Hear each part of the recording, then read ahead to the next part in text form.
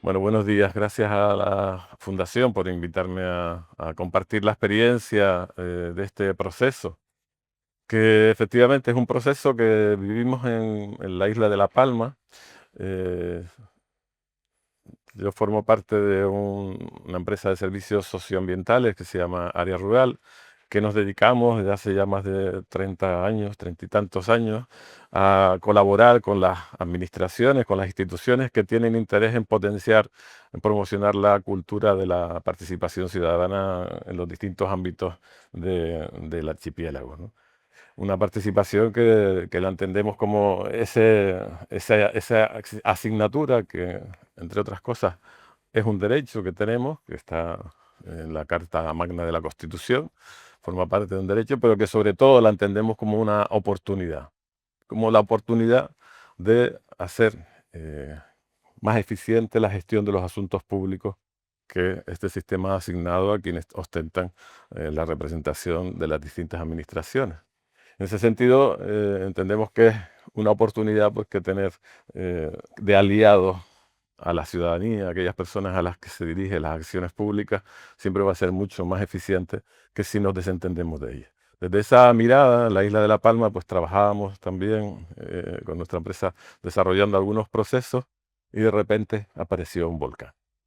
Cuando estábamos impulsando precisamente una estrategia insular de participación ciudadana, nos viene este efecto de esta circunstancia que tiene consecuencias inminentes en la esfera social, en la esfera económica y en la esfera material. Y que sobre todo genera de repente sensaciones muy intensas que se relacionan con el miedo, a lo que va a pasar, con el dolor, el sufrimiento, de las pérdidas. Por suerte no son pérdidas humanas, pero sé que son pérdidas que tienen que ver con aquellas cosas que a las personas les identifican, sus espacios, sus casas, sus terrenos, sus lugares, sus recuerdos y sobre todo una gran incertidumbre. Eh, en, este, en este ámbito de cosas surge en los primeros momentos y desde los primeros momentos esa idea de que debemos de salir juntas y juntos de este proceso, ¿no? La administración se activa, pero sobre todo los primeros que se activan, como siempre, pues son las personas, son las vecinas, los vecinos que empiezan a acoger a las personas que se van quedando sin casa, empiezan a atenderlas, empiezan a ayudarles a mover sus cosas. Y la administración también se activa en ese espacio con las limitaciones que también sabemos que suelen tener las administraciones públicas, las complejidades y las lentitudes que ellas tienen, pero hay que reconocer que en ese caso también se ponen en marcha. Ese proceso nos lleva a empezar a rescatar un concepto que es el de la resiliencia, ¿no? Esa capacidad que tienen las comunidades para responder a las cuestiones, a las crisis y de alguna forma salir de ellas reforzadas, ¿no? Esto, de alguna forma, va activando también el deseo, la necesidad de las personas a empezar a entender lo que se estaba haciendo, a tener la información en un momento en el que, como reitero, la incertidumbre es amplia, no solo para las personas, sino también para las administraciones que se enfrentan a una situación que durante el tiempo que está activado el volcán, no hay capacidad para prever cómo puede acabar todo, ¿no? Y sobre todo en una situación en la que no estamos acostumbradas, aunque sepamos desde Parvulito que vivimos en islas volcánicas, pero aún así es algo que no ha terminado de calar en nuestra idiosincrasia, ni siquiera en las actuaciones de las administraciones. Con lo cual la ciudadanía se va enfrentando eh, de forma intensa a la necesidad de saber, a la necesidad de participar. Y de alguna forma nos lleva a una circunstancia en la que nos encontramos con ese grito, con esa necesidad, pero también nos encontramos con las carencias para que eso se pueda dar de una manera efectiva y eficiente. La participación ciudadana no es una, una actividad que funcione bien en ningún sitio, en casi ningún sitio de nuestra geografía. Hay muchas carencias y ahí también las había, ¿no? La cultura de la participación que existe es justita, algunas reuniones y a veces no sabemos tampoco, cuesta gestionar esos espacios. Las herramientas para propiciarlas, pues también hay pocos espacios, eh, pocos recursos incluso para ponerlo en marcha, los espacios donde hacerlos, donde hacer que la participación se haga efectiva, también son limitados. Y cuando hablo de participación efectiva, hablo de una participación que integre esas cuatro patas que tiene la mesa de la comunidad, que es la pata de la administración, la responsabilidad política, la responsabilidad técnica, la ciudadanía que está organizada y la que no está organizada. Esas cuatro patas que tiene la mesa de la comunidad no tienen espacios adecuados para desarrollar en ella una participación eficiente. Y evidentemente las experiencias en una situación de este tipo pues son muy reducidas. Y evidentemente las realidades también son complejas, con lo cual experiencias concretas no existen. En esto estamos cuando a las empresas que trabajamos, como decía antes, con el Cabildo, impulsando ese plan insular de participación ciudadana, no podíamos sustraernos a la realidad que vivíamos y empezamos a, a ver la necesidad de activar de alguna forma eso que predicábamos. Si decimos que la participación es un derecho y además una oportunidad, no podíamos quedarnos en esta situación sin intentar que esta participación encontrase un hueco.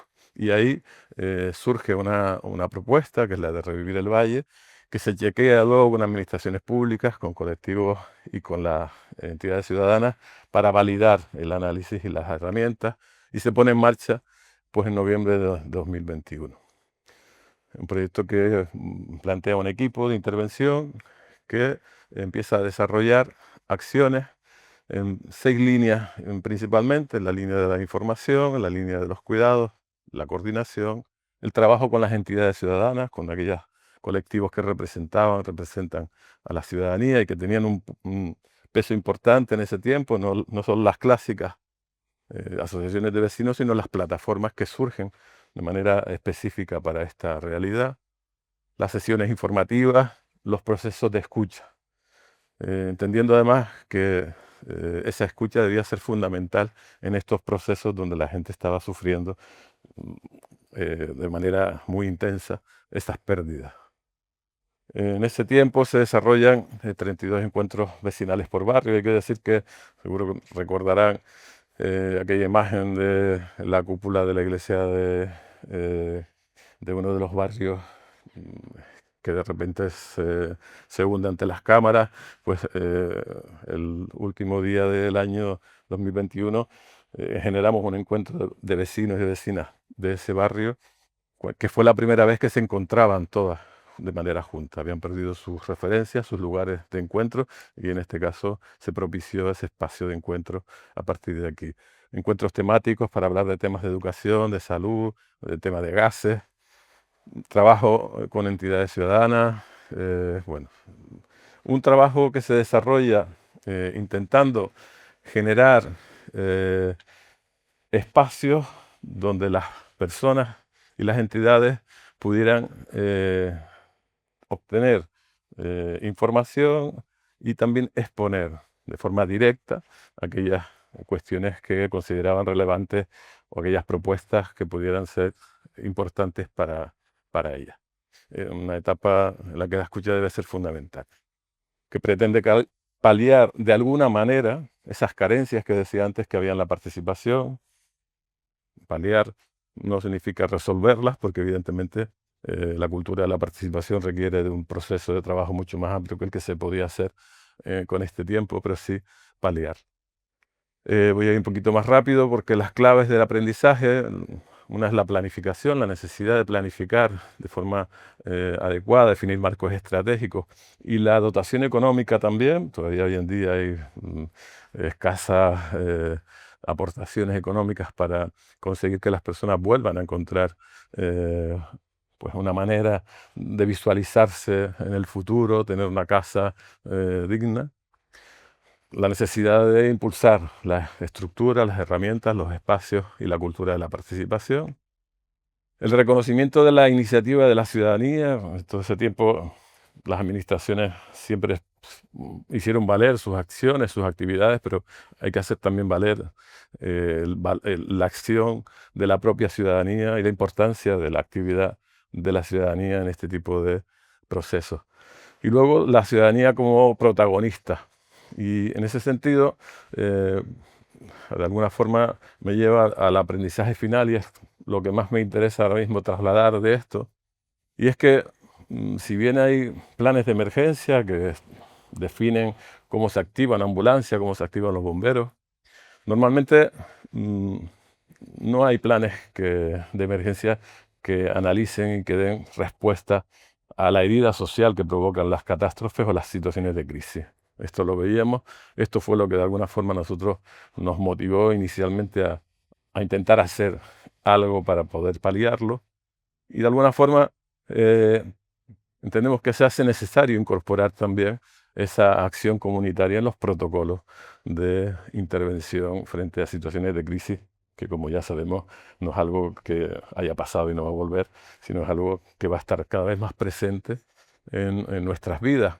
Con lo cual, la reivindicación de que realmente encontremos también en los protocolos, en la planificación de esas actuaciones y en la intervención sobre ellas, pues dónde colocar ese derecho que tenemos a ser parte o a formar parte de las cosas también, de las situaciones de crisis, eh, donde hacer que nuestra participación haga más eficiente las decisiones que se toman en esos momentos de situación de crisis, donde atender a los cuidados. Las emergencias pretenden que no haya muertes o que no hayan heridos o que haya las mínimas posibles, pero a veces eso hace que se olviden los cuidados a las personas, ¿no? Hay situaciones que nosotros vivíamos, por ejemplo, en esta situación en la que habían habilitado espacios para ir a buscar comida, pero no habían sombras donde las personas pudieran guarecerse o de la lluvia o del sol en el tiempo que esperaban. O no había un lugar donde pudieran coger agua, una pieza de fruta o alguien que les atendiese. Los cuidados, que como digo, la emergencia lo que pretende es evitar lo grueso, pero también hay que atender a lo fino. Y por último, la escucha. Parece que la escucha es fundamental. Además de que es muy reparadora, es muy sanadora la posibilidad de ser escuchadas, de ser escuchados. Eh, Sobre todo es la única manera que tenemos para que realmente podamos aprovechar el valor, la riqueza y el entendimiento de todas las partes que, como decía antes, forman parte de esa mesa de la comunidad. Y en estos tiempos de crisis, pues también son necesarios porque la situación de dolor, de incertidumbre es más acuciante que la que podemos vivir cada día, con lo cual necesitamos de alguna forma establecer también esos canales que nos permitan eh, activar esa herramienta como una herramienta principal. Por eso lo que planteamos ahí como experiencia, como aprendizaje de ese proceso de trabajo es la necesidad de que existan protocolos también de intervención comunitaria frente a los procesos de crisis. Pero protocolos que no sean solo reactivos, sino que sean también preventivos. Que estos protocolos también hablen de lo que hace falta ir haciendo desde ya para cuando lleguen esas situaciones o esos momentos, ¿no? Decir simplemente que lo que ocurrió en ese caso con la erupción del volcán Tajo Gaita, que por cierto el nombre también salió de un proceso que impulsamos desde el proyecto Revivir el Valle, una consulta que se desarrolló y que un poco permitió que las personas que quisieran pudieran participar en ese nombre. Y entendemos que este proceso ha dado aprendizaje como para poder empezar a plantearnos cómo debemos de enfrentar estas situaciones desde la perspectiva comunitaria. Esta es una reunión además de las personas que estaban en esos contenedores que vemos en las tele, que son tan cuestionados, pues esta es una reunión de después de ese proceso y cómo sigue siendo necesario y cómo sigue siendo importante activar los procesos de encuentro. Hasta aquí lo que quería contarles. Muchas gracias.